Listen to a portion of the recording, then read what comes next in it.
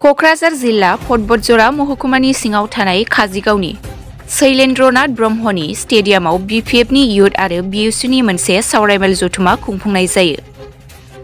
फटबटजरा जिल्ला लाइमोन बिपिएफनि आफादगिरि जुवेल राभा आरो नेहाथारि जनक कछारीमोननि दैदेननायाव 10टा प्राइमारि गासै बिएसयु आरो इयुथफोरनि नुजाथिनायजों गाजा गोमजायै जाफुंसार जानायखौ नुनो मोननाय जादों।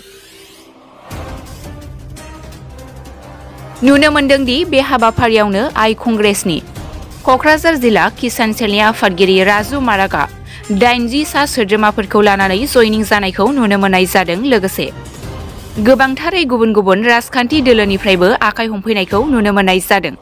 दिनैनि बे हाबाफारिया 2025 नि बोसोर गोदाननियाव जागायजेननाय हाबाफारि। दा बे हाबाफारियानो जाबाय 2025 आव बिटिसि इलेक्सन जागोन, एप्रिलाव जागोन। जोंनि बिसास बेयो आरो बेखौ सिस्टेमा थिनो।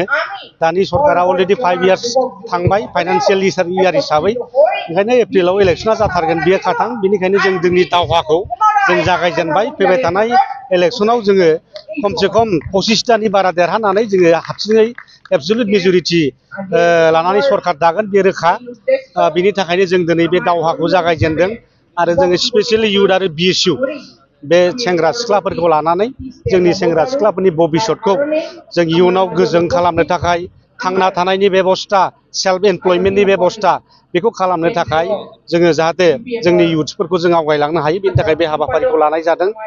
जोङो दिनै सिन्था खालामलायदों फैबाय थानाय सरकाराव जोङो जोंनि इयुथ्सफोरनि सेल्फ एमप्लयमेन्टनि थाखाय बोसोराव 100 कोटि जोङो 500 कोटि थाखा बाहायनानै जोंनि इयुथ्सफोरखौ जों सेल्फ एमप्लय खालामगोन।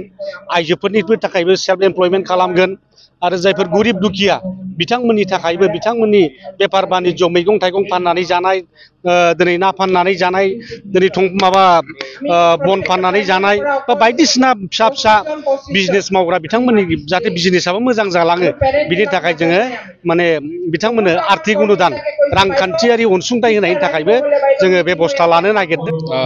जिल्ला कमिटिनि आन्दाराव इयुथ बिपिएफ आरो बिएसयु जिल्ला कमिटिनि दैदेननायाव जयै मोनसे मिटिं खुंनाय जाहैबाय। गासिबो प्राइमारिफोरनि दैदेनगिरि नेताफोरखौ लानानै आरो फैबाय थानाय समफोराव जोङो सेन्ट्रेल कमिटि हिसाबै इयुथ बिपिएफ बा बिएसइउआ मा स्ट्रेटेजि लादों बा बिपिएफआ मा स्ट्रेटेजि लानानै रायजोनो बेनिफिटनि मोजांनि थाखाय खामानि मावलांगोन बिटिसि बासिनि रायजो राजानि थाखाय, बेखौ जोङो जोंनि कर्मिफोरनो दैदेनगिरिफोरनो फोरमायफैदों। जिहेतु बिथांमोना जोंखौ लोगो मोनबाय थाया, जोंनो ओंखायनो दिनै फटबटजरा ओनसोलाव फैनानै बिथांमोनखौ बुजायफैदों आरो बे जोंनि जानाखि बुंनाय खोथा बाथ्रा मेसेज बेखौ जाहाथे गामि लेभेलाव रायजो राजानि खाथियाव लानानै थांनानै बिथांमोना बुजायहैयो, बेखिनिखौ जों खावलायफैदों।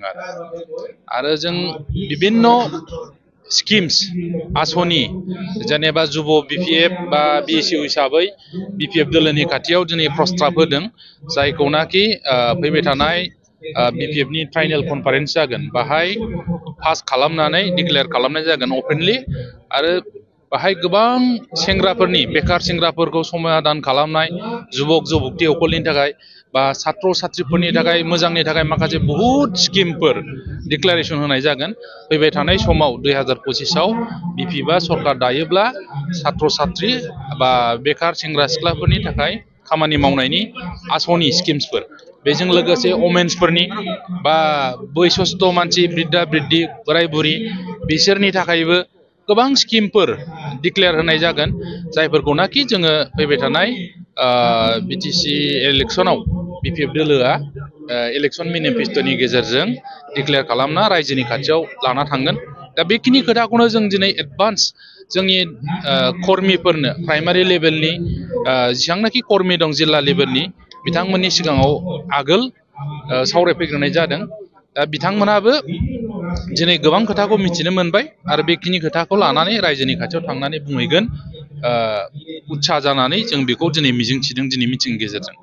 जोंहा जथेस्थ' बिएसइउ आरो इयुथनि जोंहा गोदान जोलैफ्रा बेवहाय नुजाथिदों आरो बेजों लोगोसे गोबां गारजेनबो जोंहा लेंहाबाबो फैदों। माने जोबोद गोजोननाय मोनबाय। साहा बागानखौ गायनोसो नांगौ। साहाखौ गायनायाव जोंहा गोबां मानसिया एमप्लयमेन्ट मोनो बेनिफ्राय बिटिसिआ टेक्स मोनो भारत सरकारा टेक्स मोनो आरो बेखौ सिफायोबा बे माबा सरकारनि खामानि जाबाय